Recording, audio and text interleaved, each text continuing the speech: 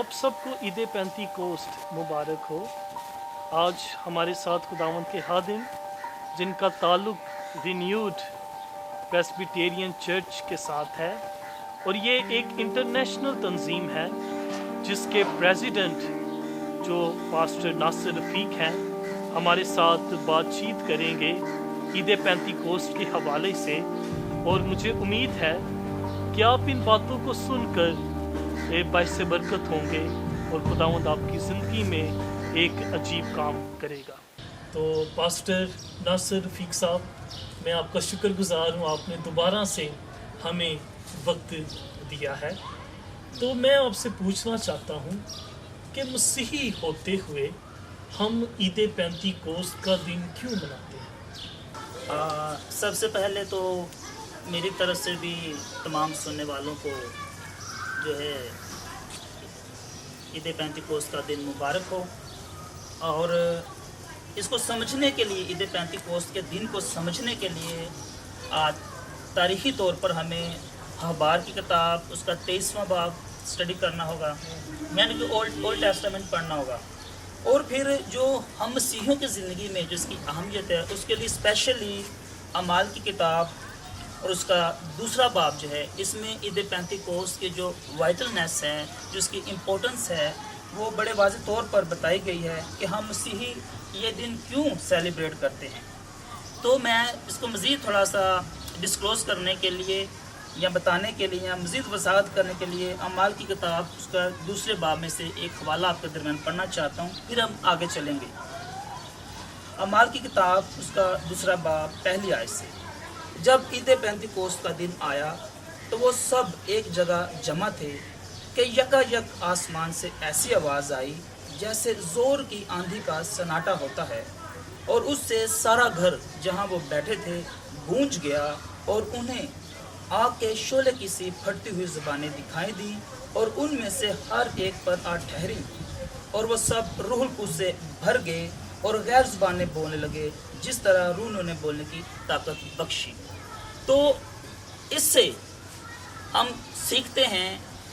कि जब ईद पेंतीकोस्त का दिन आया तो जो शागिर्द थे वो एक जगह बालाखाना में जमा थे, और यसुम मसीह ने भी आसमान पर जाने से पहले अपने शागिर्दों से ये कहा था कि तुम यरूशलेम में ठहरे रहो जब तक तुम्हें आलम बाला से क़ुव्वत का लिबास ना मिले। जब हम लूका की इंजील उसका 24वां बाब पढ़ते हो तो उसमें ये हमें मिलता है।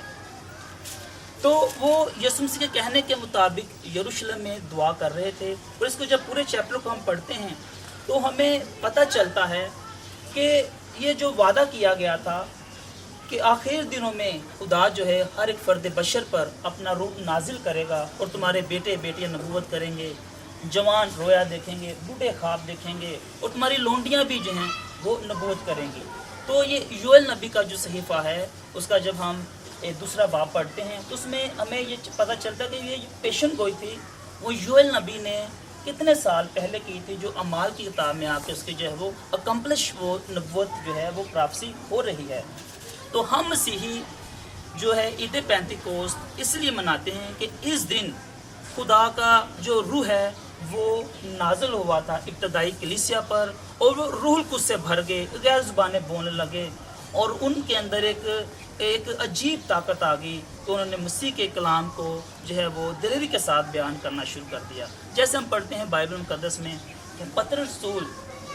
उसने 3 दफ़ा मसीह का इनकार किया, आप सब जानते इस बात को, लेकिन जब खुदा का रूह उस पर नाजिल हुआ, और वही पतरस जो पहले बुज़दिल था और डर गया था मसीह की गवाही देने थे, वही पतरस जब रूह कुद्स नाजिल हुआ तो वो एक दिलेर गवाह बन गया, और वो मसीह के लिए जो है वो सलीबी जो है थी मौत थी उसने वो भी गवारा की, क्योंकि रूह कुद्स ने उसके अंदर आकर उसे दिलेर कर दिया था। तो ये बहुत से स्कॉलर जो हैं ये कहते हैं कि इब्तदाई कलीसिया का जन्म इस दिन हुआ था। तो ईद पेंतीकोस्त हम इसलिए मनाते हैं कि खुदा का रूह कुद्स इब्तदाई कलीसिया पर नाजिल हुआ था। तो ये एक सफ़र है जो जारी है और रूह से भरते रहना है, इसीलिए पौलुस रसूल जो है वो कहता है कि रूह से ममूर हो जाए। तो आज के दिन हमने ये भी देखना है कि आज मेरी ज़िंदगी, मेरे ख़ानदान की ज़िंदगी, मेरा जो चर्च है वो रूह कुद्स से कितना ममूर है। अगर हम ममूर हैं और भर रहे हैं तो it was very good thing, ये बहुत अच्छी बात है। अगर हम कमज़ोर हैं ज़िंदगी में बहुत सारी जगहों पर तो ज़रूरत है कि आज के दिन हम नए तौर पर नए तरीके से एक बार फिर जो है ईद पेंतिकोस्त का तजर्बा जो है वो खुदा से मांगे। पास्टर साहब, बहुत ही आपने एक उम्दा ये मिसालें दी, बातें की।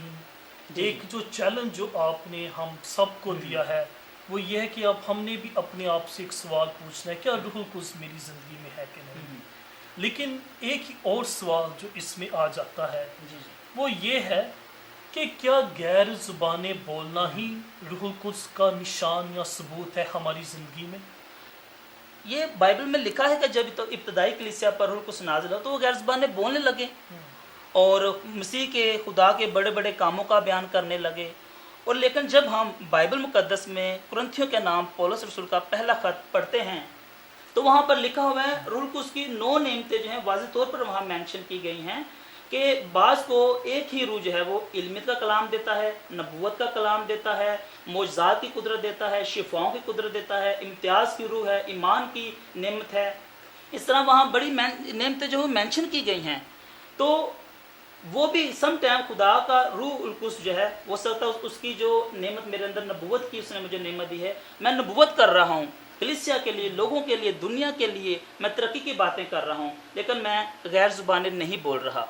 और इस तरह से हम ये नहीं कह सकते अकॉर्डिंग टू बाइबल के रूहुल कुद्स की जो गैर ज़ुबानों की जो नेमत है वही रूहुल कुद्स का निशान है, क्योंकि बाइबल वाज़ेह तौर पर बयान करती है कि और भी रूहुल कुद्स की बहुत सारी नेमतें हैं, में भी हमारी ज़िंदगी में दूसरी नेमतें जो हैं वो एक्टिवेट है, वो मैनिफेस्टो हो रही हैं, क्योंकि लिखा है उस चैप्टर में कि खुदा का रूह जिसे जो चाहता है बांटता है। ये उसकी मर्जी है कि कौन सी नेमत हमारी ज़िंदगी में काम करे और उससे मसीह की जो बादशाहत के वसत का काम हो सके। तो रूहुल कुद्स की और भी बहुत सारी नेमतें हैं, तो इसलिए हम सिर्फ गैर ज़ुबानों के रूहुल कुद्स की नेमत का निशान जो है वो, इसको अगर हम सिर्फ उसी को समझें तो ये मैं समझता हूँ कि ये परफेक्ट बात नहीं, बल्कि बाइबल मुकद्दस में अमाल की किताब में ही लिखा हुआ है कि बहुत सारे लोगों पर रूहुल कुद्स नाज़िल हुआ, लेकिन वो गैर ज़बान उन्होंने नहीं बोली, लेकिन इनसे क्या हुआ, वो मसीह पर ईमान ले आए, उन्होंने बपतिस्मा लिया और कलीसिया में शामिल हो गए। और कलाम में लिखा है कि वो रसूलों से तालीम पाने, रफ़ाकत रखने, रोटी तोड़ने और दुआ में मशगूल रहे। ये एक बहुत ही अच्छी आपने बात कही कि वो दुआ में मशगूल रहते थे। ये नहीं कि रूहुल कुद्स उनकी ज़िंदगी में आ गया है तो अब वो बिल्कुल कहें कि हमने दुआ जो है हमने बंद कर देनी है, लेकिन वो तब भी मिलके वो दुआ करते, आपस में बैठते, खुदावंद के कलाम के बारे में मुताला करते। तो एक चीज़ जो मैं अब चाहूँगा कि आप हमारे लोग जो देख रहे हैं इन्हें आप बताएं कि कैसे जो दूसरे लोग हैं जान सकते हैं कि रूहुल कुद्स उनकी ज़िंदगी में है और रूहुल कुद्स का उनकी ज़िंदगी में किरदार क्या हो सकता है। क्योंकि कलाम में लिखा है कि जो रूह है वो जिस्म के ख़िलाफ़ ख्वाहिश करता है और जो जिस्म है वो रूह के ख़िलाफ़ ख्वाहिश करता है। अगर हम रूह में चल रहे हैं तो फिर हमारी ज़िंदगी में